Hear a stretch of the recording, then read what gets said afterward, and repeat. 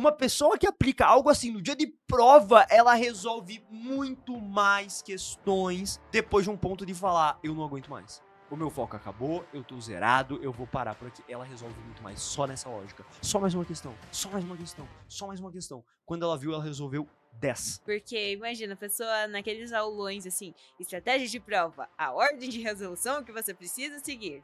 Poxa vida, não é só isso. A gente não pode simplificar uma coisa que é extremamente complexa, né?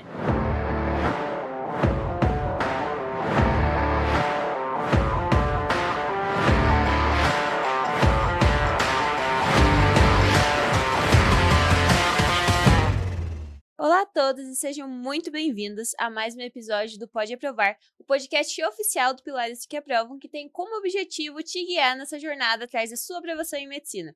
Eu sou a Bel, a host desse podcast, e estou aqui com o fundador do PQA, Gabriel Madeira. Por favor, se apresente. Muito bom, Gabriel Madeira. Hoje falaremos sobre estratégia de prova, sobre o dia de prova, não é, dona Isabel? Tema extremamente importante, porque você pensa que a pessoa estudou o ano inteiro para o dia de prova. E por incrível que pareça, ela se preocupa com o estudo do ano inteiro, mas nunca se preocupa com o dia de prova. E não adianta de nada tudo sair nos conformes, mas no dia de prova não dá muito certo. A pessoa pensa que é só sentar na cadeira e resolver questões, né? Mas tem muita coisa que vai além disso. Tem o emocional, tem a confiança, tem como você vai resolver a prova, como você vai agir quando você travar numa questão. Perfeito. E Muita tem coisa assim. muita coisa que o pessoal nem se preocupa, que vai se preocupar quando se deparar com isso no dia. A pessoa percebe a importância do dia de prova no dia de prova e sempre sai de lá com um sentimento de que dava pra ter feito mais, ou um sentimento de, nossa, no meu dia a dia eu acertava, no meu dia a dia esses conteúdos pareciam fáceis, no meu dia a dia as notas que eu tirava no simulado dava pra passar, e no dia de prova às vezes ela sai de lá com um sentimento de, o que aconteceu aqui? Furtaram o meu cérebro. Tudo que eu sabia, eu não sabia mais. Então, o dia de prova é muito importante. Muito importante. Se preparar para ele, principalmente. Exato. Eu queria começar... Espero que a galera esteja escutando a tempo do dia de prova, né? Por favor. Na reta final dos vestibulares de 2023. Vamos começar te perguntando, você falou estratégia de prova. O que é estratégia de prova para o senso comum e o que é estratégia de prova que você acha que funciona de verdade? Tá, eu acho legal isso.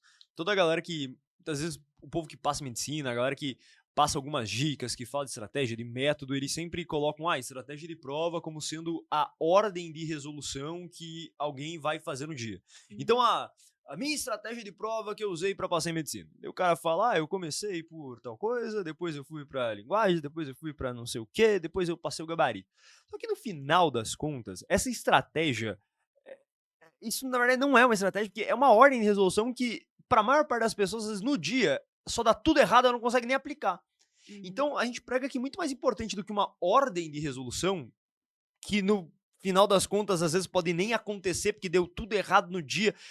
A pessoa tem que estar preparada muito mais do que levando para o dia de prova apenas como se fosse uma folhinha com a ordem da resolução que ela vai fazer para as matérias. E essa verdadeira estratégia que a gente coloca como 3 pontos principais para o dia de prova. Não é apenas estratégia para a prova, mas é pro dia de prova como um todo. Que ela precisa construir 3 coisas: resistência, confiança e agilidade. Então é RCA. Resistência, muito mais importante do que a ordem que ela vai fazer a prova, é se ela consegue chegar no final da prova e ainda resolver a prova. Ou seja, ter resistência. Ela conseguir aguentar o tranco da prova. Isso é interessante, aguentar o tranco da prova. Então, ter resistência para isso. Não adianta de nada a pessoa ter uma ordem linda e a última matéria da ordem dela é a matéria que quando ela chega ela já não tá mais nem sabendo ler texto direito. Confiança é não abalar o emocional. Não adianta de nada a pessoa ter treinado muito a ordem mística de resolução e que ela treinou durante todos os simulados no conforto da casa dela, chega no dia, ela olha pro lado, tem um japonês resolvendo a prova. O japonês parece que, cara, foi pra Harvard e voltou fazer o Enem. Ela se desespera. Aí ela pega uma prova mais difícil do que era o esperado. O emocional dela vai pro saco também. Então, acontecem inúmeros fatores que fazem com que o emocional dela vá sendo abalado. Ela começa a perder questões por falta de confiança. Então tem que ter confiança. E a agilidade, muito mais importante do que a ordem de resolução é a agilidade dela. Porque se uma pessoa pegar e tiver toda uma ordem mística de resolução, mas não tiver agilidade, a pessoa que pegou a prova e abriu da primeira página, da primeira questão, a última questão da prova, da questão 1 à questão 90, só que ela tinha agilidade, ela sabia ser ágil por entre as questões, essa pessoa vai muito melhor do que uma pessoa que tinha uma ordem toda prontinha para resolver a prova. Então, estratégia de prova de verdade é tu construir esses 3 pontos. Resistência, confiança e Agilidade. agilidade. RCA. E, assim, você falou muito da questão da resistência e da pessoa ela chegar nas questões e simplesmente não entender mais nada do que está sendo dito. Uhum. Tem um termo que os vestibulandos usam bastante lá no CT, inclusive, que é, travei na questão. Meu Deus, não consigo sair daqui. O que eu faço agora? O que a pessoa faz quando ela trava em uma questão?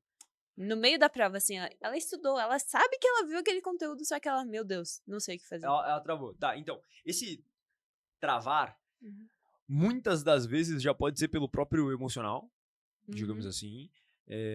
O emocional já tá um pouco abalado, mas pensa que é como se fosse o cérebro dela tá lá, gosta de fazer com que as pessoas pensem dessa maneira.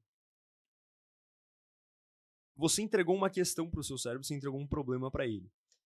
É como se ele tivesse a informação para resolver esse problema guardada lá no fundinho da memória dele e tal, num espaço lá onde ele guarda todas as informações necessárias.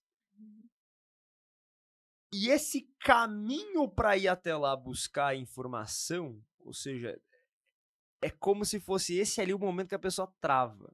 Pode acontecer isso. Então, até o cérebro dela ir lá na memória e buscar a fórmula necessária, buscar a interpretação necessária, buscar na memória alguma outra questão que ela fez parecida com aquela já no próprio estudo. Ou seja, quase sempre ela tem a informação guardada, mas está guardada num ponto muito distante, sabe? Sim. Em que o cérebro dela ele não consegue chegar até lá, ou é demorado para chegar até lá, ou quando ele chega, tem... Imagina um armário cheio de informações, como se fosse aqueles armários de tribunal, que tem um monte de arquivo, de processo guardado e tal. É um monte de arquivo ali. Às vezes tem tanto arquivo, tanta coisa, tudo desorganizado, que o cérebro dela não consegue pegar a informação correta e levar até o problema lá para resolver a questão. Então pode acontecer isso. Veja que são vários pontos para que a pessoa trave. Esse problema, ele é resolvido, veja, no próprio dia a dia antes da prova. A pessoa tem que, na reta final, priorizar muito. A todo momento estar em contato com diferentes conteúdos. Vários conteúdos misturados ao mesmo tempo. Para ela ensinar o cérebro dela a ir nesses arquivos de memória e saber exatamente onde está cada memóriazinha, cada arquivo necessário para resolver uma questão. Como se a pessoa... Pensa que a memória dela é como se fosse uma neve, tá? Toda uma neve. Então ela tem que passar pelo caminho ali até chegar em algum lugar. E quando você passa pela neve, ficam os passos. Fica a marca. Só que às vezes essa marca vai sendo apagada. E tem conteúdos que a pessoa viu lá no começo do ano. Tem conteúdos que ela viu lá no meio do ano. E a revisão de reta final, muitas vezes, é extremamente superficial e não faz com que a pessoa vá lá e volte, revisite, passe de novo por aquele caminho para chegar até uma informação num conteúdo de biologia que ela viu no começo do ano, como embriologia, por exemplo. Então, às vezes, ela já estudou que a mesoderme, lembra? Folhetos embrionários, tem a mesoderme, ectoderme e endoderme. A mesoderme origina músculos e ossos.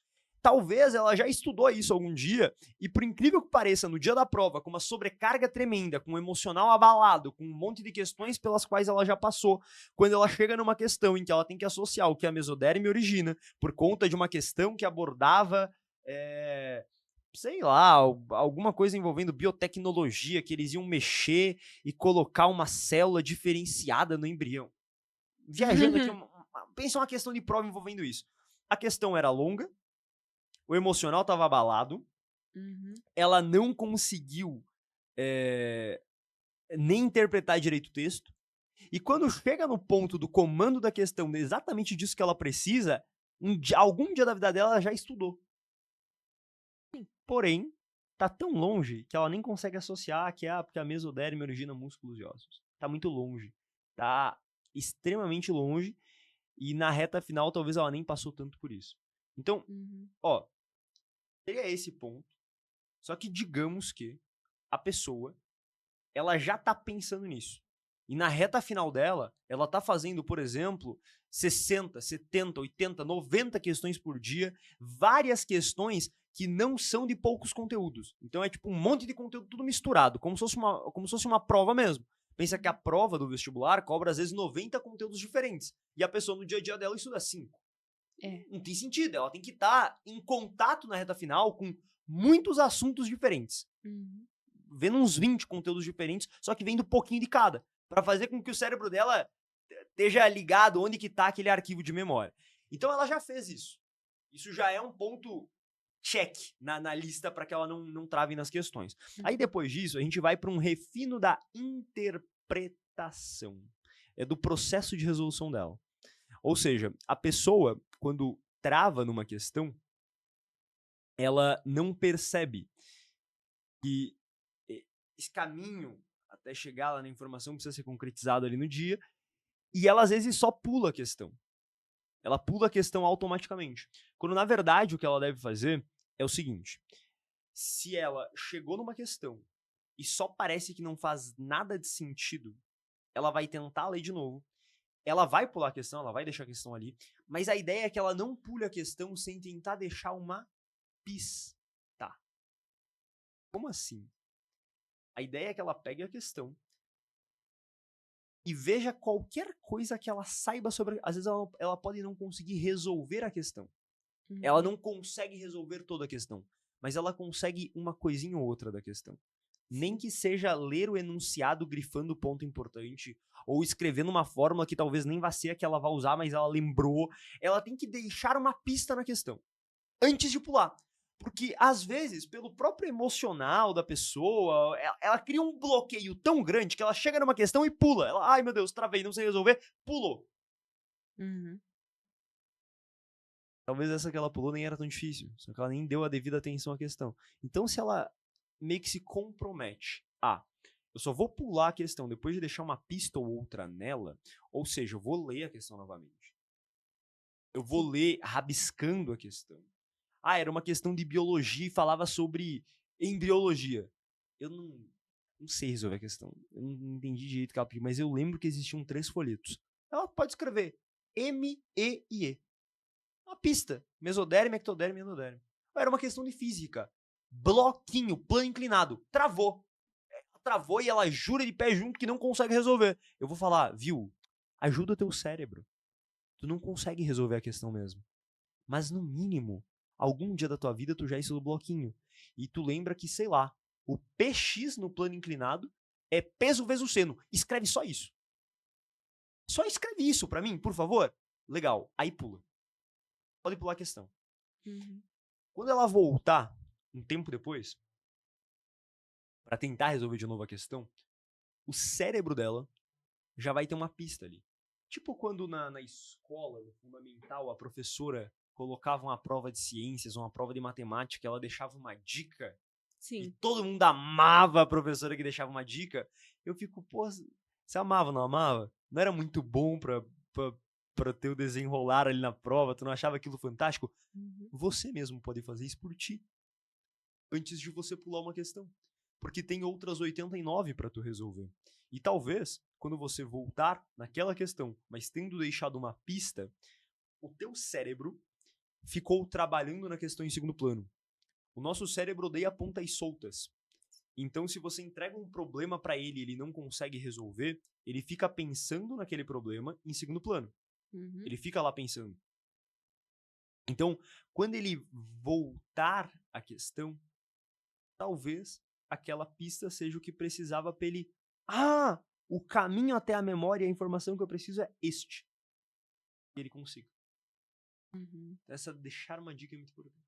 Enquanto você vai fazendo outras questões, o seu cérebro meio que tem tempo pra ir correndo pelos arquivos e ir buscar o que ele precisa, né? Isso aí, dona Isabel. Tipo quando você tá no banho e tem uma ideia. Sim. Tipo, quando você tá no banho, lavando a louça e você... Nossa, quando eu discuti lá com a minha mãe, porque eu queria ir naquela festa, eu devia ter usado tal argumento, eu tenho certeza que ela deixaria. Nossa, quando eu queria que o meu pai fizesse tal coisa lá, comprasse aquele presente pra mim, ele negou, eu devia ter usado tal argumento. Sabe quando a pessoa fica pensando nessas coisas quando tá lavando a louça, tomando banho? É porque ficou uma ponta solta no cérebro dela. E ele continuou trabalhando em segundo plano. Então, o teu primeiro plano vai estar lá resolvendo as questões que você tá vendo naquele instante, mas em segundo plano, o teu cérebro tá pensando na questão que tu pulou. E assim, não existe travar em questão. Não existe. Isso aí é loucura. Tipo, agora, eu travei na questão. Não, você não consegue resolver a questão. Só que entre você ler a questão e conseguir resolver, marcar a alternativa certa, tem um caminho enorme, que talvez você não consiga fazer tudo mesmo. Digamos que resolver a questão, achar a alternativa certa e marcar ela, seja o 100%. É você ter percorrido 100%. Às vezes a pessoa, ela identifica que ela não vai conseguir achar a alternativa certa e marcar, só que ela conseguia percorrer 30% do caminho. Sim. E ela escolhe ficar no 0. Pensa uma escada, como se fosse em degraus, uma escada com 10 degraus. Você tem que chegar no 10º degrau, e se tu chegar no 10º degrau, tu conseguiu vencer a parada. Isso seria marcar a alternativa certa. A pessoa olha pra escada, tá embaixo da escada, olha o topo, fala, meu Deus, não vou conseguir subir. É muito degrau, tô muito cansado. Porque às vezes ela realmente tá cansada. Sim. Da prova toda. E ela olha e fala, pai, eu não consigo subir os 10. E ela escolhe ficar no 0. Ela não dá aquele um passo pra subir o primeiro. E talvez, inclusive, quando ela subir o primeiro, ela fale, deixa eu tentar um pouquinho mais. Ela sobe o segundo.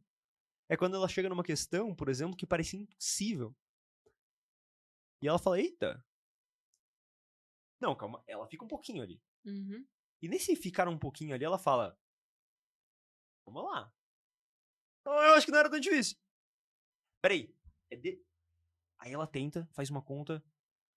Não é. Tipo, não deu a alternativa correta pro que ela... Não tem, ela fez uma conta, mas não tem alternativa. Sim. Ela, não é. Tá. Agora ela pula a questão. Quando ela voltar, ela já viu o que não deu certo, ela já insistiu um pouco, e o cérebro dela já tá consciente da questão. Pra ela acertar, é 2 toques. Ela já fez se fosse uma barrinha de progresso pra ela conseguir resolver a questão, ela estaria avançando aos poucos até que carregou completamente. Fez o download da questão do cérebro dela. Perfeito. Exatamente assim. Perfeito. Bem. Muito bom. E você falou também de uma coisa que às vezes a galera ela tá cansada de tá no final da prova, não entende nem mais o que tá lendo, assim. Tá lendo um parágrafo e fica, meu Deus, não entendi. Aí volta lá pro início da questão e começa a ler tudo de volta. Tá. Como que a gente pode evitar isso acontecer? Porque, querendo ou não, prova cansa pra caramba. Tá, anota aí na folhinha que você tá. Só pra você me... Bota aí L. L. Bota aí B. B. Perfeito. LB. Primeira leitura, quero falar da leitura. É porque vai que eu me esqueço. Ok. Aí você tá aí com... Você deixou uma dica pra eu você deixei do uma futuro. pista. Boa. Eu quero... Porque tem muita coisa nesse sentido aí, tá? Primeira leitura. A galera confunde uma leitura boa de uma leitura interpretativa. Olha só. Você pode emprestar tua folha com um script? Repare. Eu vou mostrar o que é uma leitura boa. Uma leitura boa é o seguinte, Okay. Olá a todos. Sejam bem-vindos a mais um episódio do Pode Aprovar, o podcast oficial do Pilares que Aprovam, que tem como objetivo te passar tudo o que aprendemos depois de conviver diariamente com vestibulandos de medicina nos últimos anos. Isso é uma leitura boa, excelente. Uma leitura de jornalista lendo um teleprompter no Jornal das 9 da noite. Do Sim. William Bonner lá. É uma leitura boa. É pra ser uma leitura que ele não... dicção bonita. Com dicção, que ele não tem um foco sequer em interpretar o que ele tá lendo. Ele só quer passar a mensagem. E muita gente lê as questões da prova com ela executa uma leitura boa. Mas quando Isso que eu fiz foi uma leitura boa. Eu não prestei atenção em nada do que eu li. Uhum. Sabe como que é uma leitura interpretativa? Imagina que você tem uma conversa. Deixa eu devolver sua folha. Imagina que você tem uma conversa no celular e tu quer mostrar pra sua amiga. É uma conversa do que o seu namorado mandou. E você quer mostrar pra sua amiga. Uhum. Vai ler assim, ó. Amiga, olha isso aqui que ele mandou. Hoje, ele nem falou sobre semana passada o que aconteceu. Eu tô dialogando. Ele falou, hoje eu passo aí te buscar, mas você vai pagar, você vai pagar o jantar. Uhum. Eu não li bem. Eu li querendo causar um diálogo, eu li querendo interpretar, eu li querendo... A leitura não era pra ser boa, era pra ser uma leitura interpretativa e que promovesse diálogo. E a Uhum. pessoa, no dia da prova, ela lê o enunciado assim, ó. Sabe? Ela vai correndo. Não dialoga com o enunciado. Então, Uhum. o enunciado fala lá, olha, hoje, no mundo científico, compostos orgânicos são os... Isso aqui não importa pra nada.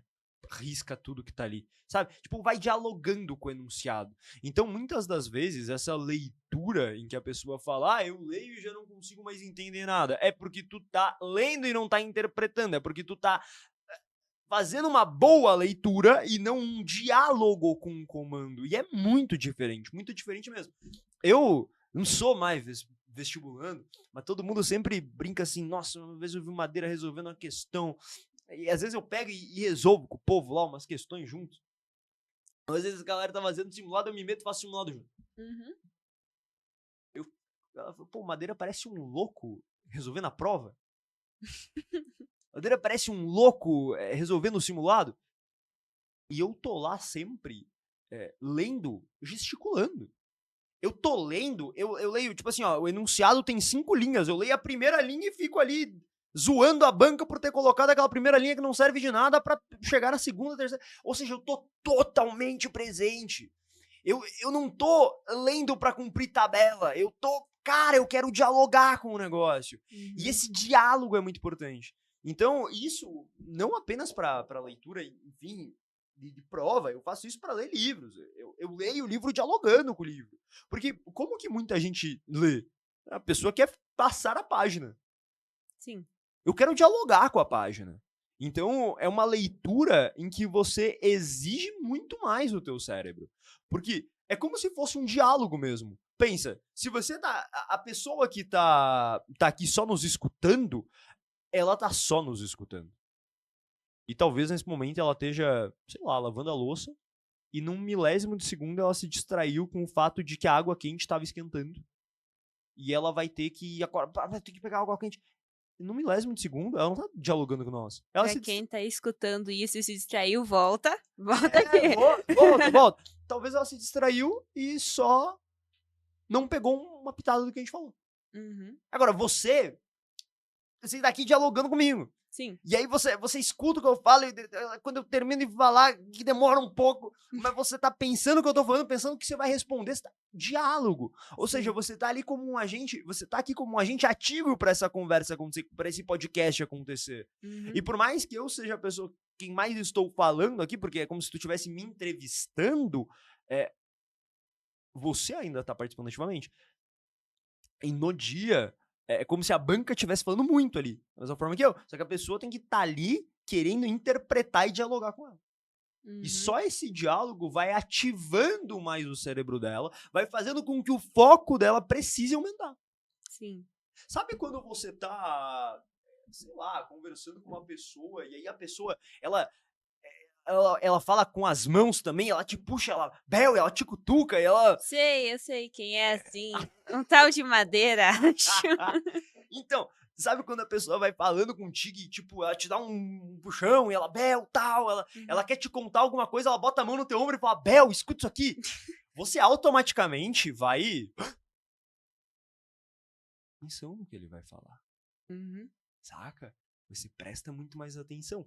Da mesma forma, a pessoa, na leitura das questões, quando ela faz isso, é esse puxão, essa interação ali que faz com que o alerta dela no cérebro, o foco, aumente mais. Que massa, né? Muito interessante. Eu tava vendo um vídeo esses dias que falava que é subvocalização. Quando você vai ler um texto, você tá escutando meio que o som do texto na sua cabeça. Então, isso ajuda você a entender melhor o que tá se passando. Não é só você, vou bater o olho aqui, vou saber. Aí você lê o primeiro parágrafo, no primeiro ponto que tiver, você para, tá. O que quis me dizer? Eu entendi o que tá escrito aqui? Entendi. Daí vai pro próximo. É Perfeito. basicamente isso. Então, só que, veja, tem isso aí que você comentou, tem aquelas ideias de, leitura em savoring, daí os caras botam os nomes americanos, e é tipo, toda vez que tu... Isso pra livro, digamos, né? Toda vez que tu chegar na última página, escreva o que você leu naquela página. Isso. Só que a galera explica o passo a passo, explica a fórmula e explica o fundamento. O fundamento Sim. é um só, diálogo. Diálogo. É diálogo com o que tu tá lendo. Esse é o fundamento. Seja escrevendo, pode ser escrevendo, então a galera lá do Turi, Savory e tal, eu sempre acho muito bullshit esses negócios, esses nomes americanos, esse cara, o que há de mais moderno na neurociência dos americanos, é sempre um negócio muito besta que os caras não explicam o fundamento da coisa, e a galera, e às vezes é um monte de coisa que nem funciona no dia a dia. Então imagina você, ninguém lê um livro parando em toda a página que leu e escrevendo algo embaixo. Ninguém lê, então não funciona no dia a dia, sabe? É umas coisas ilusórias, funciona só no mundo das fantasias. Só quando é um texto muito difícil, daí você precisa, mas quando é um texto de fácil entendimento... Regra não vai escrever. Ainda tem gente que fala que tem que ser a cada parágrafo. Imagina você parar, ninguém vai fazer na realidade, sabe? Então eu prefiro sempre falar o que a pessoa vai conseguir aplicar e o que é possível no dia a dia. No dia de prova também, que não tem tempo. Porque... não tem como ficar... E tem gente que faz isso, é uma besteira gigante, ó. Tem gente que pega, vai lendo a questão e vai anotando os dados da questão. Isso é um problema. Quebra de senso comum. Por que é um problema? Você sabe por que é um problema? É porque quando a gente fala em questões exatas, quando a pessoa ela vai lendo a questão, digamos uma questão de estequiometria, tá? Aí o primeiro composto que é falado na questão, ela nem terminou de ler a questão. E o primeiro composto tem lá a massa molar dele. Então ela lê e já quer anotar a massa molar do composto tal. Aí ela vai indo, o outro composto anota a massa molar, aí fala o volume do recipiente que eles estão reagindo, ela vai anotando tudo. Ou seja, ela não teve... Qual que é o problema disso aí, Bel? Ela não teve uma visão global da questão, o que dificulta a interpretação. É como se ela ficasse sempre atenta a pequenos detalhes que talvez no final nem sejam usados para as contas, ou que talvez a conta nem precise de ser feita. Por isso que a gente comenta que o processo para resolver uma questão de exatas, ele se chama Lean. É uma técnica de 3 passos. Leitura, interpretação ou imaginação e, por último, parte matemática. Lean. Ler, interpretar ou imaginar e só por último fazer conta. Parte matemática. Esse processo, ele traz uma visão que é como se fosse do macro para o micro. Então você olha do alto e depois tu afunila no detalhe, tu afunila no micro. Porque a pessoa que foi anotando todos os dados numa questão de estequiometria chega no final e ela nem sabe o que precisa fazer. Era muito melhor que antes disso ela tivesse uma visão do alto da questão, sem focar em fazer conta alguma. Ela leu o comando. Primeira coisa, o que a questão quer? Escreva, assinale a alternativa que marca o volume do ácido sulfúrico tal. Aí tem as alternativas, aí ela vai ler o texto. Ela lê, faz uma primeira leitura do texto, sem querer fazer conta alguma, sem querer escrever valor algum, ignorando as massas, ignorando os dados, pegando a essência do enunciado, pegando qual é a reação que vai acontecer, pegando o porquê que o ácido tal está reagindo com o outro. Ela quer a interpretação e não a conta. E depois, inclusive, que ela lê, depois que ela terminar a leitura, ela não vai querer fazer conta alguma. Ela vai querer se recostar, encostar na cadeira, um pouquinho para trás, largar a caneta, botar a caneta na boca e pensar. Pensar. ela quer, antes de tudo, imaginar o que tá acontecendo. Ela quer fazer um desenho, ela vai precisar entender bonitinho para só depois ela fazer conta.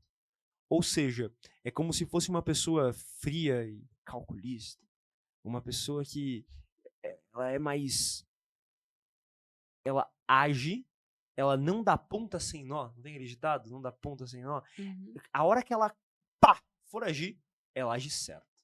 Ela faz a conta certa. Ela, antes de fazer qualquer conta, ela estava só interpretando e imaginando sobre a questão. E muita gente não tem essa visão. E aí a pessoa tá ali presa na questão, escreveu todos os detalhes e não sabe o que fazer. Escreveu todos os dados e não sabe o que fazer a partir dali. Porque o certo nem era ela estar se importando com detalhe. O certo era ela estar se importando em imaginar o que está acontecendo na questão. Uhum. Isso faz com que ela pense sobre a questão. Isso aflora a interpretação, a imaginação dela. E no dia de prova, por incrível que pareça, você gastar uns segundinhos a mais com a caneta na boca, com a caneta parada na mesa, só que pensando sobre a questão, faz com que você diminua o teu tempo de conta. Teve um estudo que foi feito, eles colocaram 2 grupos. Era para resolver questões exatas. Um grupo muito mais experiente e um grupo menos experiente. Tá? Eram tipo um grupo de professores e um grupo de calouros de engenharia. Esse estudo mostrou que o grupo da galera mais experiente, veja, levou mais tempo, em média 30 segundos, a mais para resolver a questão teste do que o grupo mais novo, do que o grupo de jovens. Eles levaram mais tempo. Uhum. Não apenas levaram mais tempo, como o índice de acerto deles foi maior. Repare, a galera que era caloura lá no curso, se eu não me engano, eles pegaram estudantes de engenharia, eles não apenas resolveram mais rápido, como eles erraram mais. Porque é uma pressa, aquilo de estar lendo a questão, escrevendo e não interpreta, Sim. não imagina, às vezes você faz a conta errada. Aquela agonia de querer resolver a questão. É a agonia de querer resolver a questão. E daí, você pega o Enem te coloca, por incrível que pareça, alternativa, chamada de distrator, alternativa com resposta para você marcar se você tiver esquecido uma unidade na conta. O Enem te coloca a alternativa, que muita gente chama de pega-ratão, né? Ele coloca alternativas para uma pessoa que deixou de multiplicar um 10 que precisava na questão. Que deixou de considerar que na fórmula tal item era elevado ao quadrado e não só o item. Ou seja, no Enem tem alternativas para você marcar quando você não percebe alguma coisa da questão. Ele deixa isso de propósito. Quando você responde na pressa. Quando você responde na pressa. Então, e não vê o processo que você fez. Só foi ali, fez, e daí voltou. Tá certo, marcou, foi embora. E o processo que a gente prega, isso é algo dentro de estratégia de prova, é algo dentro da parte de agilidade. Por incrível que pareça, você ser ágil no dia não é sair fazendo conta. É muito contraintuitivo. Ninguém pensa assim. Então, a galera sai sempre já anotando os dados. Não traz aquela visão do alto. Um exemplo disso é redação. A redação a galera não comete o mesmo erro. Todo mundo fala de projeto de texto, não fala? Ah, o projeto de texto.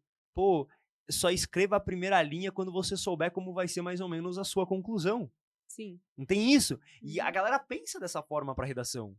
Então, antes de escrever a primeira linha, escrever e sair escrevendo, a pessoa tá pensando no texto como um todo, pensa uma visão do alto, macro, a estrutura, sabendo mais ou menos como que vai ser o começo, o meio e o final. Só depois de ter essa noção, ela escreve a primeira linha. Enquanto para as questões, isso não é falado. Ninguém, na verdade, pensa dessa forma. Isso é algo bem inovador que a gente traz. Mas é a mesma lógica. Sempre uma visão do macro pro micro. Você falando, eu tava pensando em um exemplo que pode ilustrar melhor.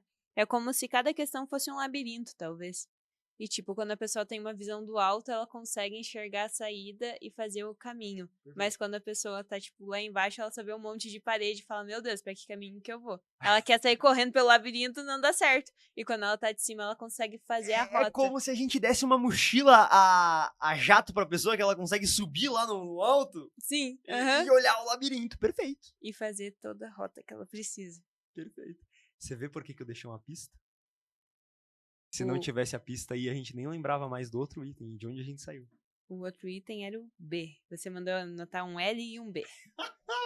Mas você vê que massa essa... Agora a galera vê a importância da pista. Uhum. O nosso cérebro é lotado de informação. Se você não dá uma pista ou outra, ele se perde. Eu já nem lembro. Tipo, se eu não tivesse... Eu pedi pra tu anotar, porque eu sei que eu ia começar a falar sobre leitura. A gente ia aí engatando outros tópicos, falando de outras coisas, e o B nunca mais ia chegar. Porque isso aí... E agora eu consigo lembrar exatamente da pergunta. A pergunta que você me fez era sobre... a pessoa tá lendo e não conseguia ela ler a última linha, não sabe mais o que ela leu na primeira. Não era essa a pergunta? Era essa a pergunta. Daí eu falei, ó, tem 2 pontos pra gente comentar sobre isso. Pra evitar que a pessoa leia a questão e não consiga distinguir o que ela tá lendo. L e B. L era pra gente falar de leitura, a gente foi engatando outras coisas. E agora a gente volta no B. O B é ir no banheiro. Não qualquer ida no banheiro. Mas aquela ida no banheiro, bota 15 polichinelos, não tô nem brincando. A galera às vezes... Sério, a galera vai pensar, que loucura! Se você encontrar uma pessoa no dia de prova, tá lá no banheiro, que o banheiro tem cada cabinezinha, né? Daí tem quase sempre a pia, assim.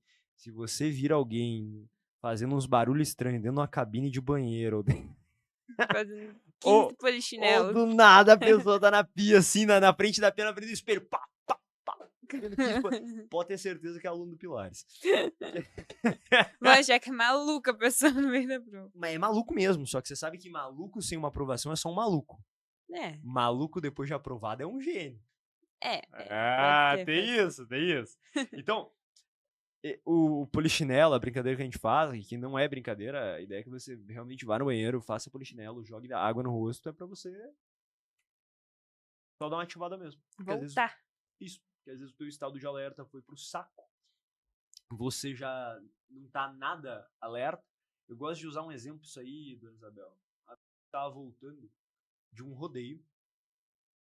Paraná, vocês entendem um rodeio. A gente tava voltando um rodeio. E a gente tinha virado à noite. Repare, no carro tava eu, meu primo, a namorada dele, minha namorada e a minha tia. Meu primo tava dirigindo. Eu tava no banco da frente junto.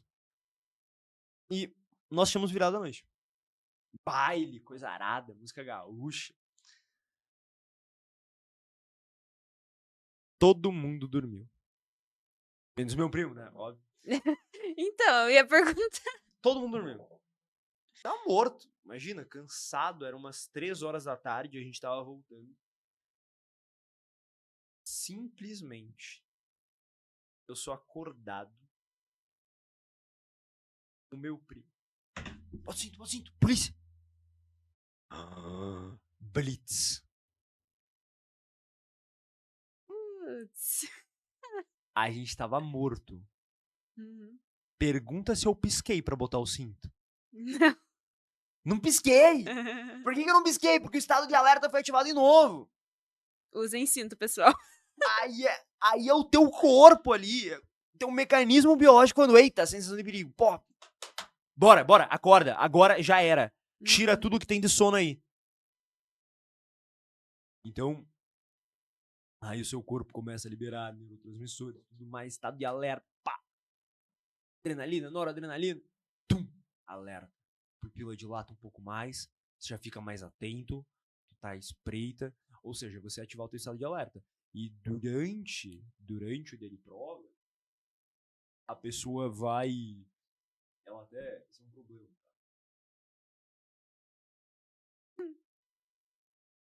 Falar sobre isso. Já. A Bel tem um script ali, ela vai deixando as dicas pro meu cérebro. Meu cérebro é muito louco, tem um monte de informação. Se não tiver dica, eu não acho as coisas. Mas... Quando a pessoa tá num dia de prova, ela precisa de momentos assim pra voltar. Porque é como se o estado de alerta dela fosse sempre reduzindo. Então ela precisa de gatilho, de um estímulo, pá! Voltar. Aqui na entrevista, aqui no podcast, né? A gente vai conversando. Se deixar, a gente vai cair no automático, vai no desanimado. Vocês têm que ter uma piada, tem que ter um falar mais alto, tem que ter um bater na mesa, tem pra ativar o estado de alerta. Sim. E no dia de prova, quando a pessoa chega num estado crítico desse, aí no banheiro, 15 polichinelo, bota água no rosto e volta. Pá! Volta diferente. Mas além disso, ela pode usar microgatilhos. Esse é um gatilho. A situação mais extrema, o remédio mais extremo é esse, ir no banheiro e tudo mais. Agora, o que ela pode fazer é encarar a reguinha de tempo que a fiscal vai mexendo como um gatilho para voltar ao estado de alerta. Então, por exemplo, ela não pode cair no automático, Bel. E no dia de prova, com 90 questões para escrever, para resolver, as chances são de que a pessoa vá caindo no automático. Então ela já não sabe mais o que ela tá lendo e tal, porque o estímulo é o mesmo durante muito tempo. Sabe aquelas rodovias na Europa que, se eu não me engano, são extremamente retas? Eu até tava na Europa semana passada, você vê, nem me lembro mais. Ah, sim. Eu fui esquiar nas colinas, nos Alpes Suíços. Nos Alpes Suíços, sim. Então, lá tem aquelas rodovias, que é Autobahn, eu não vou lembrar o nome. Eu sei que eles botam, às vezes, sinais, como se fossem telões, alguma coisa assim ou outra, durante uma certa quilometragem, pra galera não dormir. Uhum. Por que a pessoa dorme? Porque é a mesma coisa. É a mesma coisa durante muito tempo. O teu cérebro, ele é vidrado em quebra de padrão. Quebra de padrão gera atenção. Você tá falando no mesmo ritmo sempre e tal. Quebra de padrão gera atenção. Sempre pensar nisso. Ou seja, no dia da prova, se não há quebra de padrão, ela perde a atenção. Por isso que o que ela precisa, por exemplo, encara a reguinha de prova que o fiscal passa como um gatilho para que você volte e conte quantas questões você resolveu naquela última hora. Bingo! Olha que fantástico! A pessoa tá resolvendo a prova, ela vai cair no automático. Imagina resolver 50 questões, ela já nem sabe mais o que ela tá fazendo. Agora, pá, 1 hora, ela... Vou parar tudo que eu tava fazendo? Eita, isso aqui é o gatilho, tá? Eu tenho que contar quantas eu fiz. Ela muda o estímulo. Antes ela tava lendo e resolvendo, agora ela tá contando. Ela tá focando em outra... Ou seja, houve uma quebra de padrão pra gerar atenção. E aí o foco dela vai aumentando. Então é um pequeno gatilho que pode ir sendo disparado ao longo de todo o dia de prova para que essa atenção dela sempre retorne. Uhum. Uma coisa mais prática mesmo, uma pergunta bem rapidinha mesmo. Tipo, quando a pessoa sabe que ela precisa sair, que ela precisa desse estímulo, assim, ir no banheiro, digamos, nessa situação. Quantas horas de prova? Dá pra ir umas 2 vezes, dependendo. Umas 2 vezes. Por exemplo, metade da prova... Tem uma coisa nisso aí, na verdade, que é assim, ó. É uma outra lógica importante pro dia. Você perguntou assim, quando que a pessoa vai saber que ela precisa ir no banheiro? Uhum. É uma percepção individual. Sim. E ela tá vendo ali, a situação agora tá crítica, eu preciso ir. Só que também não pode ficar indo muito no banheiro. Eu diria umas 2 vezes na prova. É suficiente. Mais ou menos na metade. Agora, sobre isso, o momento do lanche, o momento que ela vai parar pra comer, pode ser também um momento que ela retorna, que quebra padrão. O momento do lanche é um momento fantástico. Muita gente tem um problema, né? Que é assim, ó, no meio da prova, você, sei lá, uma barrinha, ela já não sabe nem o que ela tá fazendo. Ela tá escrevendo com a barrinha na prova, comendo a caneta, comendo a barrinha, escrevendo com a caneta, e ela não para pra comer, isso é um problema. Então o momento do lanche também pode ser um momento assim. Uhum. Ela ter um momento ali, quando ela for parar pra comer, ela for parar pra comer. Ela vai parar tudo, ela vai parar a prova, ela vai comer. Meu Deus, mas o tempo tá correndo e não sei o quê. Você não tem mais nem foco. Um piloto de Fórmula 1, se ele não para pra trocar o pneu, depois dá merda. Ele se ferra depois, ele se lasca, ele tem que parar pra trocar o pneu, ele sabe disso, ele sabe que ele ganha. Ah, mas ele tem o tempo pra parar de trocar o pneu. Sim, mas ele ganha tempo no restante. Então ele Sim. precisa daquele momento. Um E pit stop. um pit stop, e o momento do lanche é pra ser um momento como esse também. Veja agora, ponto sobre isso. Tem uma lógica fantástica pra pessoa. Eu sempre lembro do meu pedal. Conhece a história do pedal, né? Não, Não conhece? acho que eu nunca ouvi essa. Sério? Eu tava Acho que não. Era 2018, 2019. Eu tava no meu terceirão. Faz tempo, então. Não, na verdade foi um ano depois do terceirão. Foi 2019, faz Ainda tempo. faz tempo. Faz tempo. Faz tempo pra caramba. Eu nunca andei de bicicleta. Só que eu tinha um hábito com uns amigos que era jogar pôquer sexta-noite. A gente ia pra jogar pôquer, postava 2 pilas, 5 pilas, só altas apostas. Uhum. E nesse pôquer, às vezes rolava uma carne, às vezes rolava uma bebida. A galera começou a ficar eufórica. Tudo jovem e tal. Todo mundo ali. Mentira. Com exceção eu e acho que o Felipe Dresch na época não andava de bike também. O restante todos andavam de bike.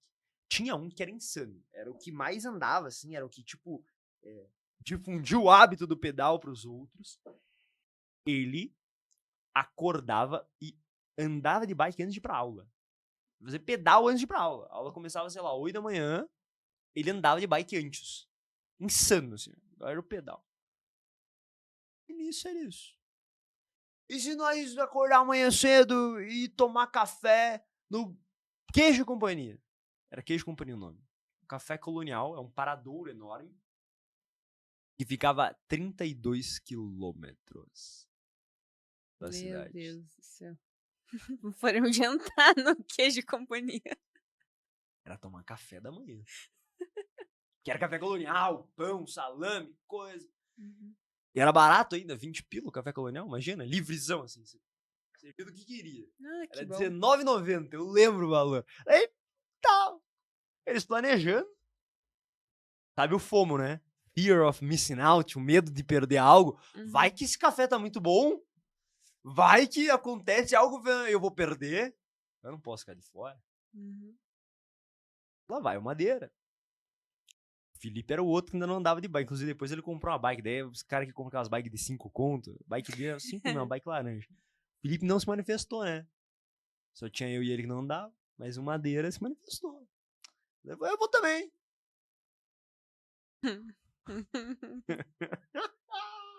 Eu vou também nesse negócio. Eu não tenho nem bike. Não, mas eu tenho meu tio. Meu tio é do pedal também. Meu tio tinha comprado uma bike pra namorada dele. Eu pedi a bike prestada. O que poderia dar errado? O que poderia dar errado? Nada. Garante minha bicicleta. Isso é à noite. Sexta-noite. Pra sair no outro dia, sábado de manhã, 6 horas da manhã, velho. Você não andava de bicicleta? Eu nunca andei de bicicleta. Meu Deus do céu. Esses pedais malucos deles, assim, nunca. Só que eu treinava, eu achava que minha perna era um pouco forte e tal. Eu falei, isso aí não deve ser tão difícil. Vamos pra cima. No outro dia a gente foi. A gente real foi. Eu peguei a bicicleta emprestada. Eram as 6 da manhã. Eu cheguei lá com a minha perna tremendo. Né, pô? Bamba, tremendo. Eu tava morto. E eu acho que quando eles falam 32 quilômetros, eu sabia a distância também, porque a gente ia lá com... Quando ia pra umas outras cidades, tipo, você para lá, é lei, assim, tem que parar, se tu tá naquela rodovia, tem que parar lá, porque é muito bom o café mesmo. Eu sabia a distância. E eu calculei a distância pra ir até lá. Se eu achava que a volta seria por ET, por nave, por caminhão, por teletransporte, aí é outra história. Mas a volta, eles me falaram que tinha que ser de bike também. Aí a gente tomou o café. Eu falei, não vou voltar. Quando tava chegando, eu já jurava que eu não ia conseguir chegar. Quando tinha que voltar, eu falei, cara, eu vou ter que fazer Eu o vou dormir dobro. aqui. É isso, vão sem mim. Eu vou pedir carona pra caminhão.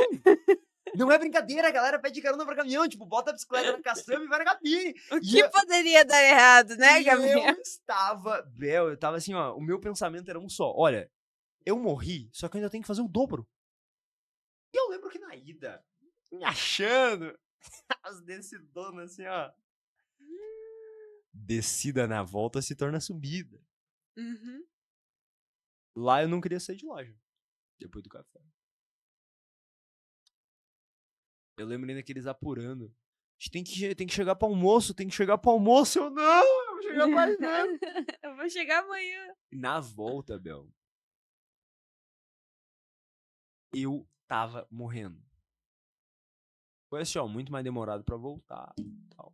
E o meu único pensamento era, cara, eu vou ter que fazer o mesmo que eu fiz, só que eu já tô muito mais cansado. Não dá pra aguentar. Uhum. E você não vai acreditar. Deu pra aguentar. E eu cheguei. Por conta de um fator. A volta toda, eles foram me enganando. É a última subida. É o último quilômetro. Tá faltando pouco. Tá quase. Tá quase. Tá quase. E quando eu ficava nesse estímulo do tá quase, tá quase, tá quase, eu cheguei em casa. Eu fiz 60 e tantos quilômetros de pedal sem nunca ter andado de bike na minha vida. Não façam isso em casa. Não é louco? Bem louco. E eu só fiz por conta desse tá quase, tá quase, tá Foi quase. um baita café colonial pra você aguentar a volta. O café foi fantástico. E pensa, isso em RCA, na ideia de estratégia de prova, é o melhor exemplo para Resistência. resistência. Por quê? Quando chega na metade da prova, a pessoa pensa, lascou. Eu não aguento mais e ainda tenho o dobro. Quando chega 3 horas de prova, ela quer sair da prova. Um monte de gente sai. Dá 3 horas. Ela não aguenta só vai mais. embora. E ela realmente tá muito cansada. Só que se ela começar a ter um pensamento, pensa no lanche dela, por exemplo. Ela quer comer o lanche. E o lanche é uma recompensa. Ela tá numa página da prova. Ela acabou aquela página. Vini, fala pra si mesmo. Pera, só mais essa página eu como. Só que sabe o que vai acontecer, Bel? Quando ela chegar na última questão da próxima página, que seria a última que ela faria pra ela poder comer, pra ela comer ter o pit stop, ela vai falar, eu aguento mais uma. Juro pra ti. Às vezes ela vai indo, encontrando umas questões fáceis, e quando ela viu, ela resolveu 3 páginas de prova, que dá talvez umas 10 questões, ela teve mais uma meia hora de foco antes de comer, antes do descanso, antes da recompensa. Uhum. Nossa, eu começo a ficar entusiasmado com um negócio desse, porque uma pessoa que aplica algo assim no dia de prova, ela resolve muito mais questões depois de um ponto de falar, eu não aguento mais. O meu foco acabou, eu tô zerado, eu vou parar por aqui. Ela resolve muito mais só nessa lógica. Só mais uma questão, só mais uma questão, só mais uma questão. Quando ela viu, ela resolveu 10. E aí ela vai parar, aí ela vai ir no banheiro, aí ela vai comer. É o ápice da resistência de prova. Uhum. O ápice. E eu lembro de escrever um M aí, porque esse é um outro ponto ainda pra falarmos disso. Esse M era pra falar maratona. Olha que loucura. A prova é uma maratona. O pedal era uma maratona. Sim. Eu era muito besta. Muito iniciante, nunca tinha feito. Mas uma coisa eu sabia. Eu não podia querer acelerar pra caramba na saída da cidade. Eu nunca tinha feito um pedal na minha vida. Mas o básico eu sabia. Se eu cansar pra caramba aqui, eu tô lascado. Eu não queria andar no mesmo ritmo que os caras. Uma pessoa novata em algo assim, uma pessoa novata numa maratona, digamos, 42 km de corrida, ela olha os velhinhos e fala, tô correndo mais rápido que os velhinhos. Ela, na saída, metade da maratona, os velhinhos ainda aguentam correr e ela tá parada. Os velhinhos olhando pra pessoa morrendo do lado. Sabe a lebre e a tartaruga? É literalmente isso. É essa a ideia. Então a prova é uma maratona.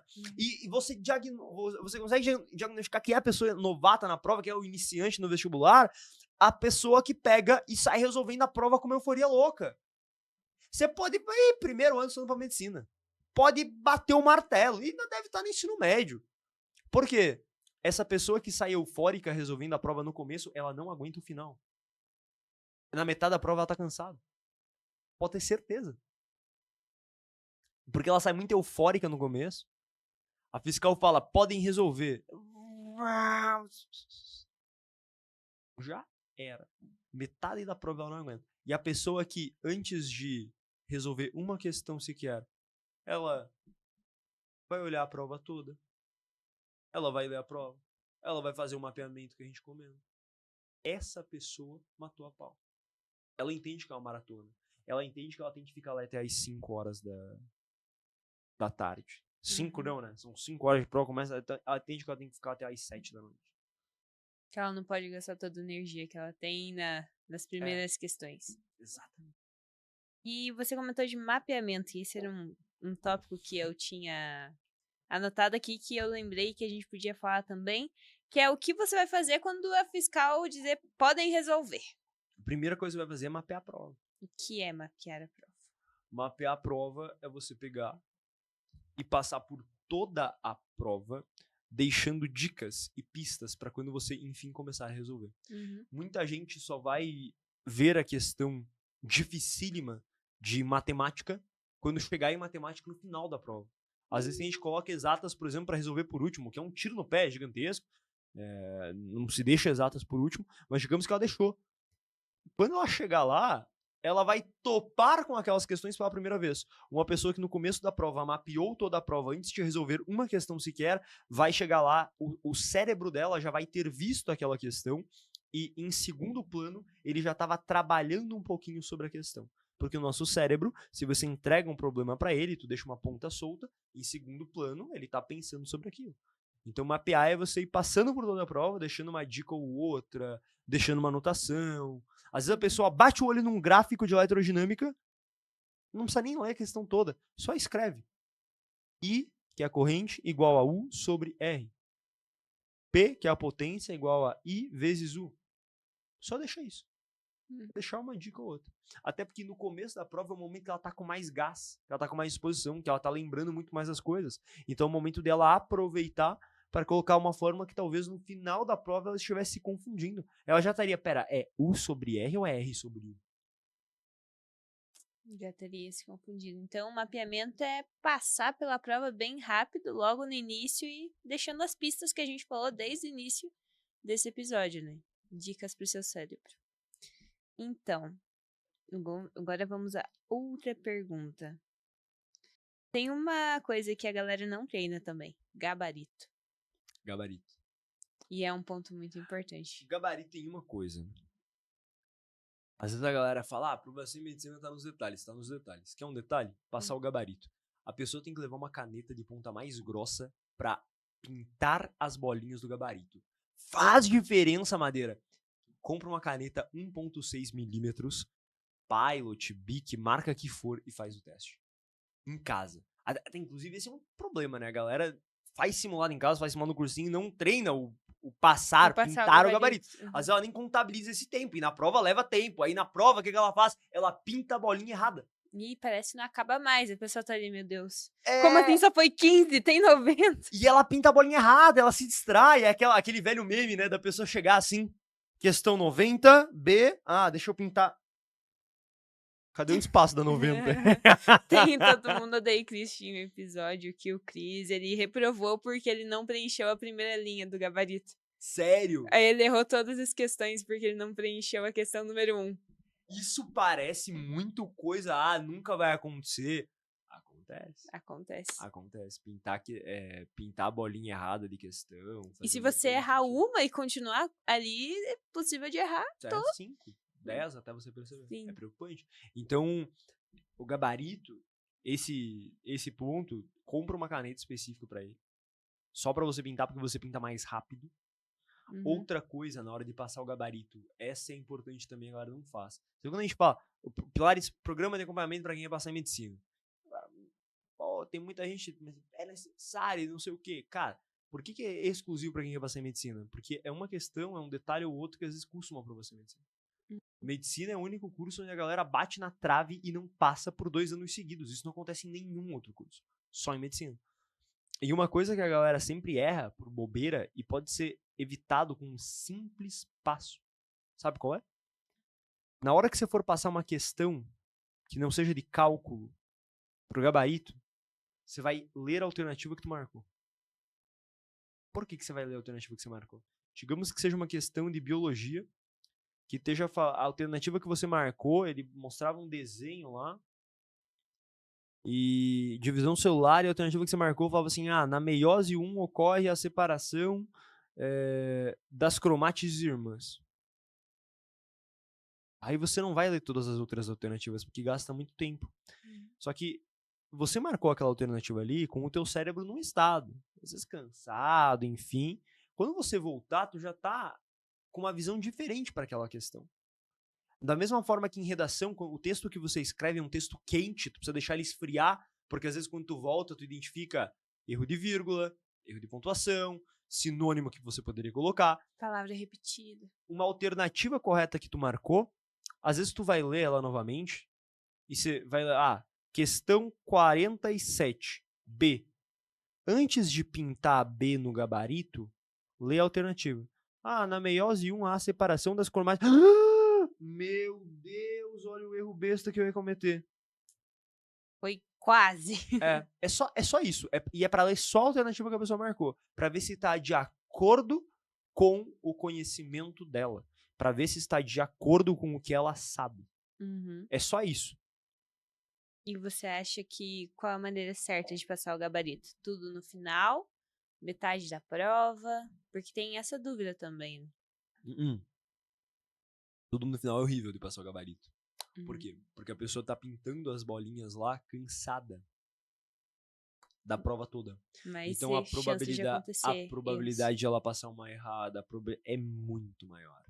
Então a ideia é que ela passe o gabaroso, chama de gabaroso, né? Em 2 etapas. Na metade da prova, mais ou menos, ou um pouquinho depois da metade, quando ela resolveu em torno de 60%, 70%. Vamos voltar. Que tem muitas maneiras que a galera prega por aí de passar o gabarito, de passar o cartão oficial. Tem bastante. Tem a maneira do final. A maneira do final é um problema, por quê? Porque você vai lá e tá cansado, vai errar por bobeira. Sim. Deixar pro final da prova, você tem a pressão, você tem o cansaço, tu erra por falando, bobeira. últimos 15 minutos de você, meu então Deus. você se desespera. Não é pra deixar pro final. E tem gente que daí faz o inverso. Então eu vou fazer e passar, fazer e passar, fazer e passar. Qual o problema desse modelo? Você não entra em flow fazendo a prova. Por quê? Você tem que deixar em cima da tua mesa o caderno e prova, você tem que deixar o gabarito oficial, aí você tem que fazer e passar, fazer e passar, fazer e passar. Você não consegue estar numa única atividade podendo... Pensa uma linha de montagem de uma fábrica. Você não quer que a pessoa esteja montando a caixa e botando o que precisa dentro da caixa. Você quer que tenha uma só montando a caixa e uma outra só botando o que precisa dentro da caixa. Né? Tipo, fechando a embalagem. Fordismo. Você quer uma linha de montagem. Por quê? Porque aquilo ali é robozinho. Robotizado o negócio. Entra em flow, fica fazendo o negócio ali. Então, a maneira de você fazer e passar, você não consegue entrar em flow. É um problema. É uma distração que você poderia estar indo para uma próxima questão, engrenando. Tem que pintar aqui. Tem que pintar aqui. Fora que, às vezes, a questão, você precisa deixar ela em stand-by. E quando você voltar, você vai perceber que a alternativa que você marcou estava errada. Que não se passa uma questão pro gabarito sem antes ler a alternativa que você marcou, igual a gente comentou antes. Não se passa. Por quê? Porque você marcou aquela alternativa ali, você, naquele momento, com o teu cérebro, sei lá, pensando que talvez quando ele voltar, ele volta mais uma outra visão sobre a questão. Ele olha e fala, eita, isso aqui tá errado. Então, às vezes, na afobação, a pessoa nem leu uma palavra que tornava aquela questão errada. Exatamente. Ou aquelas questões, tipo, marque a incorreta. Aí a pessoa na primeira passada foi direto na que parecia correta e simplesmente ignorou. Ela tá muito presa na questão ali. Ela tá numa visão micro e não uma visão macro. Na questão do labirinto. O labirinto, perfeito exemplo. Então, não se passa fazendo. E a melhor alternativa é sempre você fazer um tanto de questões, digamos uns 60% da prova, mais da metade, a ideia é que seja mais da metade. E você salvar o que tu já fez. Como assim, Madeira? Sabe no joguinho de videogame, quando você salva o teu desempenho, e você fala, agora nas próximas fases eu vou ir com tudo. Não parece que você, por já ter salvado, você sabe que se você morrer na próxima fase, todo o restante já tá salvo. Você não volta do começo. Então aquilo dá uma segurança pro teu cérebro, e segurança faz com que você, agora eu não tenho medo, agora eu vou pra cima. E tal, eu tô seguro, eu sei que do chão eu não passo, eu sei que voltar do zero eu não vou voltar. Então é um momento onde ela salva já, e as primeiras questões que ela fez naturalmente foram as mais fáceis, foram as mais rápidas de serem feitas, então ela passa aquilo que ela já fez pro cartão, mas um momento só para passar o cartão, ela guarda o cartão de novo embaixo da mesa, foca aí nas outras questões, as mais difíceis, um sentimento de agora tá tudo certo. Agora eu vou brigar com vocês, as questões difíceis pra caramba, agora eu vou brigar com vocês, porque essas aqui já estão garantidas. Porque antes de passar o gabarito, nada tá garantido, né? Tem isso também, pode dar qualquer coisa errada, se não tiver no gabarito, não tá, a questão não tá feita de verdade. Sim. Então o gabarito é muito importante nesse sentido. Aí, as outras que ela for fazer, aí ela passa o gabarito dessas restantes no final da prova. Aí sim, no final. Mas ela tem que ter um momento pra salvar o que ela já fez. Uhum. Boa. Fazer o download das questões, certo? Exatamente. Garantir que elas ficaram corretas mesmo. Agora, outra que eu acho importante também é questão do tempo em cada questão. Como a pessoa sabe que ela tá se passando do tempo? Ela não sabe. Em cada questão ela não sabe. Ela sabe de um cenário macro para um número de questões. A ideia é o seguinte, ela nunca vai conseguir passar o mesmo tempo em cada questão. Só que vai ter questões que ela vai passar muito tempo, 6 minutos, vai ter outra que ela vai resolver em 1 minuto. Vai ter uma questão que ela vai resolver em 8 minutos, vai ter uma questão que ela resolveu em 2 minutos. Então, você nunca pode olhar para uma única questão, você sempre tem que olhar para um conjunto de questões. Porque aí num conjunto de questões tem umas que demoraram mais, outras que demoraram menos, que compondo ali, unindo-se, fazendo uma média delas, dá um tempo médio. E a ideia para isso é o seguinte, em 1 hora ela tem que ter resolvido em torno de 20 questões.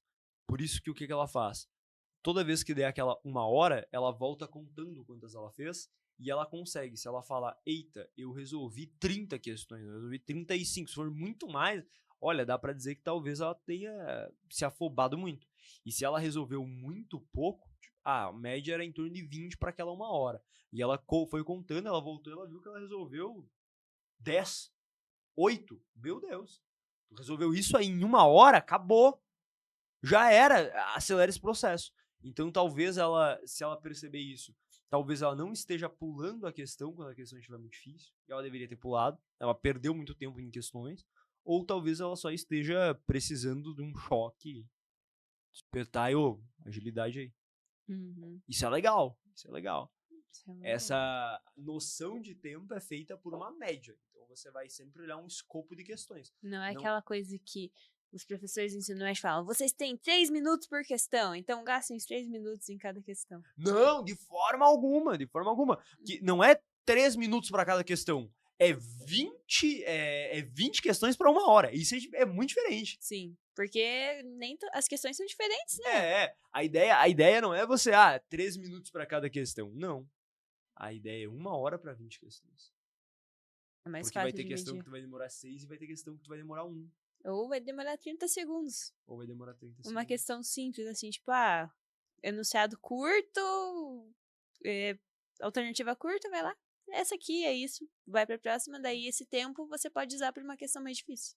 Por isso que ela tem que, no dia, olhar um espaço amostral de tempo bom e aí voltar vendo quantas horas. Nossa, e tudo isso, todos os assuntos que a gente tá falando vão se encaixando, né?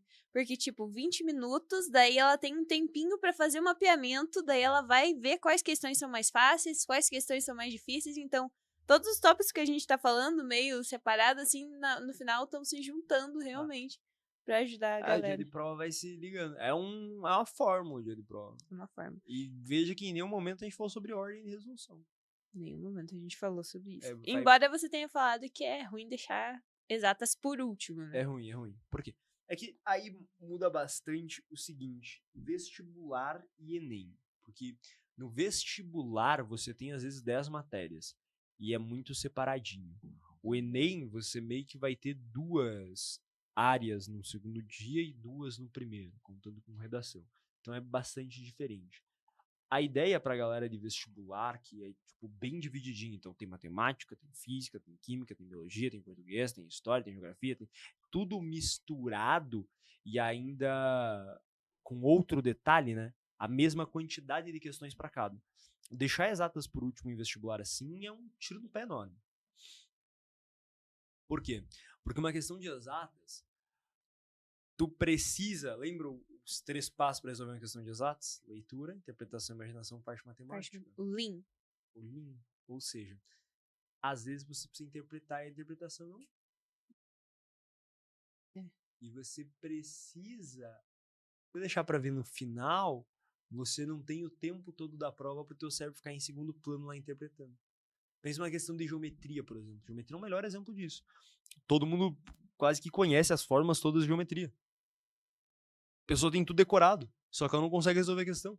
Porque não sabe interpretar. Porque ela não interpretou. Decorou um monte de fórmulas, só que não sabe pôr no papel do que a questão tá pedindo. Exato.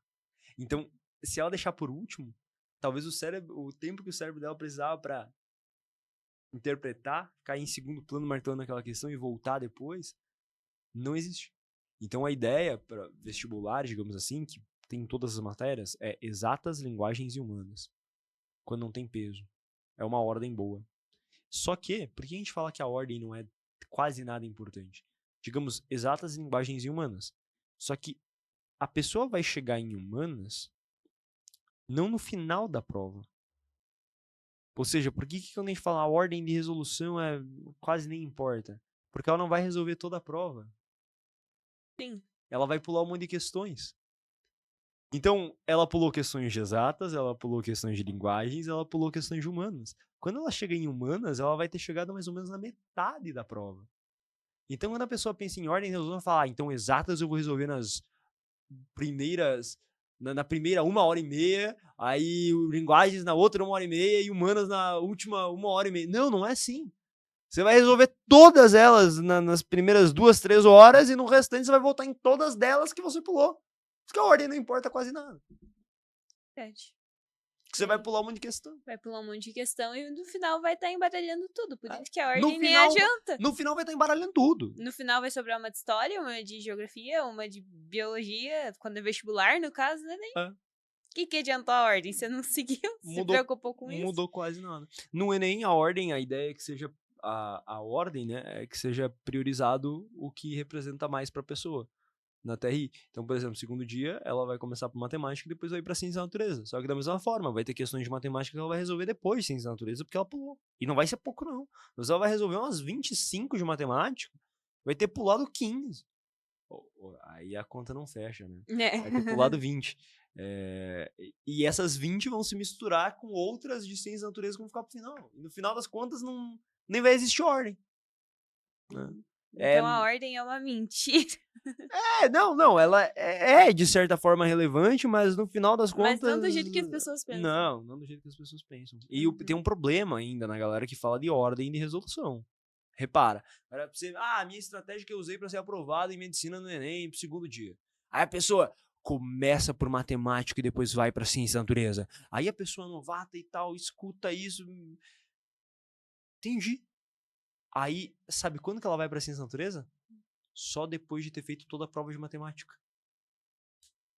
Ela travou numa questão de probabilidade matemática, mas ela viu que ela tinha que ir pra ciência da natureza só depois de matemática.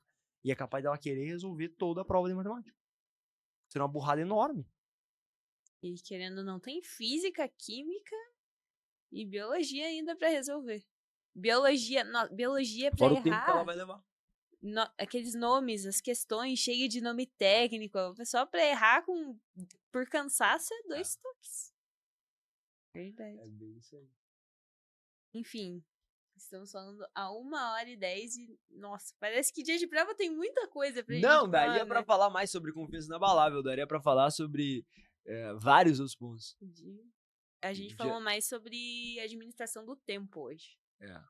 Que é muito importante também. Tá louco, a pessoa O precisa título do saber episódio pode ser Como Administrar o Tempo no Dia de Prova. como administrar o tempo no dia de Ah, prova. e a gente não falou, mas é importante, a pessoa precisa avaliar o podcast, botar as 5 estrelas se ela tá escutando no Spotify, sim. porque aí o próprio Spotify vai notificar a pessoa dos próximos episódios. Se você tá vendo pelo YouTube, não esquece de apertar o botão de like, para que você também não perca os próximos episódios. E a gente daqui a pouco vai botar uma meta para subir no top podcasts de educação do Spotify. Com Botar certeza. uma meta. E, meu povo, sempre que vocês estiverem acompanhando, a gente tem esse lema, vestibulando, não perde tempo, vestibulando, escuta o podcast, dá um jeito de tirar um story, posta um story, nos marca lá no Insta pra gente ver vocês escutando. Então, às vezes a galera coloca um story, tipo, na academia, coloca um story em algum lugar e o printzinho do podcast rolando. Fantástico! Façam isso cada vez mais. Lavem a louça escutando Pode Aprovar. Vão na academia escutando Pode Aprovar. Tira a avó da louça lavada ali. Vamos passear com o cachorro escutando Pode Aprovar. Muito gente. bom. Porque, ó, de verdade, se você assistiu essa 1h15 que a gente tá entrando aqui só sobre a administração do seu tempo no dia de prova, tenho certeza que vai fazer muita diferença. Porque, imagina, a pessoa naqueles aulões assim, estratégia de prova, a ordem de resolução que você precisa seguir. Poxa vida, não é só isso. A gente não pode simplificar uma coisa que é extremamente complexa, né? Que vestibular é difícil. O dia de prova é o que conta tudo. É tipo a pessoa, sei lá, pensa um cara que treina pra uma Olimpíada. Olimpíada de 4 em 4 anos. O cara pensa no dia da Olimpíada durante todos os 4 Todos anos. os dias. Ele acorda como se fosse o dia da Olimpíada. E tem vestibulando que só vai pensar no dia de prova. Ou seja, uma maratona enorme, 1 ano, às vezes 2, 3 anos estudando pra passar em medicina. E a pessoa só vai pensar no dia de prova. No dia de prova. Quando tá resolvendo. Ó, que maravilha. Acima de tudo, a gente tá aqui com pessoas que estão tendo acesso a tudo isso que a gente comentou em tempo hábil ainda, pra às vezes meter um simulado no meio da semana e, pô, deixa eu botar isso em prática. Aplicar isso. Exatamente. E a gente quer ver vocês, a gente quer saber quem é a galera que tá chegando até o final do episódio. Isso não aí. é mesmo, Isabel? Então não deixem de postar um story. Chegou até aqui, vamos dar uma palavra-chave pra galera comentar. Vamos dar uma palavra-chave pra galera comentar. RCA, resistência, confiança e agilidade. Perfeito. Se você chegou até o final, tá escutando a gente até agora, tá escutando pelo YouTube, escreve aqui RCA aqui nos comentários aqui embaixo o que você achou, porque a gente vai saber que você é um dos resistentes que chegou até o final e que vai administrar o seu dia de prova do melhor jeito possível. Ótimo, ótimo. E não esqueça de postar o story também pra que a gente veja. É isso. Fechamos? Fechamos. Um abraço, meu povo, e até o próximo episódio. Até mais, galera.